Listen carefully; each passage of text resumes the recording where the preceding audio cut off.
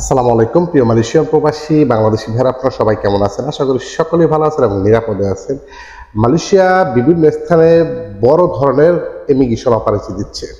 মালয়েশিয়াতে এই মুহূর্তে ট্যুরিস্ট ভিসাতে মানে ভিজিট ভিসায় গিয়ে কর্মের সন্ধানে থেকে যাচ্ছে বিভিন্ন কর্মীরা।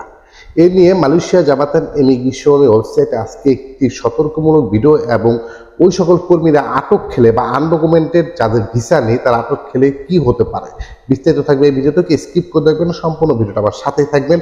আমি কিছু স্ক্রিন রেকর্ড আপনাদের স্ক্রিন দিয়ে দিচ্ছি, এখান থেকে দেখে নিতে পারেন। মালয়েশিয়াতে বিভিন্ন স্থানে বিশেষ করে জোহর বারুতে 115 জন কর্মীকে রিসার্চ করে সেখানে প্রায় 45 জনকে কিন্তু আনডকুমেন্টেড হিসাবে গণ্য করা হয়েছে। আপনারা দেখেছেন এখানে কোন কোন রুমে কোন স্থানে এই সকল কর্মীরা পালিয়েছিল সেখান থেকে কিন্তু তাদেরকে ধরে নিয়ে আটক করেছে।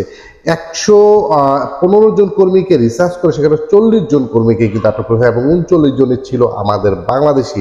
আরেকটা স্থানে প্রায় 176 জনকে রিসার্চ করে 115 জনকে আটক করেছে, সেখানে 44 জন ছিল আমাদের বাংলাদেশি। যেহেতু আমি বাংলাদেশিদের নিয়ে ভিডিও করি, অবশ্যই বাংলাদেশিদের নামটা আগেই বলতে হয়।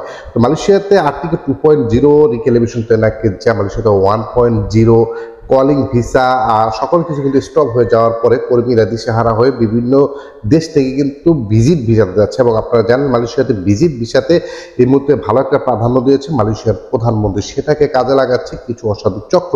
তো সেই ক্ষেত্রে কর্মীরাও মালয়েশিয়াতে প্রবেশ করার পরে কাজহীন হয়ে বিভিন্ন স্থানে পড়ে রয়েছে এবং কাজের সন্ধানে কিছু কিছু স্থানে যাওয়ার পথে কিন্তু আটক খাচ্ছে। সেই সূত্রপাত ধরে মালয়েশিয়ার জাবাতান ইমিগ্রেশন স্পেশাল ব্রাঞ্চ দ্বারা বিভিন্ন স্থানে কন্টিনিউ দিচ্ছে অপারেশন।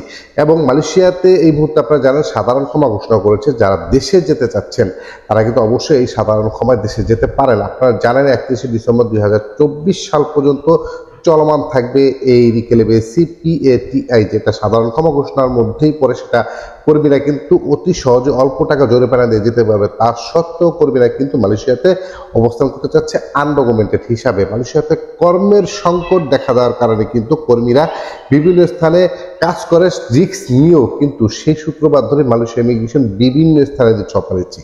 তো পরামর্শটা হচ্ছে প্রত্যেকটা কর্মীকে আমরা বলবো যারা আনডকুমেন্টেড হিসাবে মালয়েশিয়াতে বসবাস করতেছেন অবশ্যই একটু সতর্ক থাকবেন এবং যেই স্থানটা আপনার কাছে নিরাপদ মনে হবে সেই স্থানটাতে কাজ করার চেষ্টা করবেন। যদি আপনার স্যালারি একটু কমও দিয়ে থাকে তাও সেখানে থাকার চেষ্টা করবেন।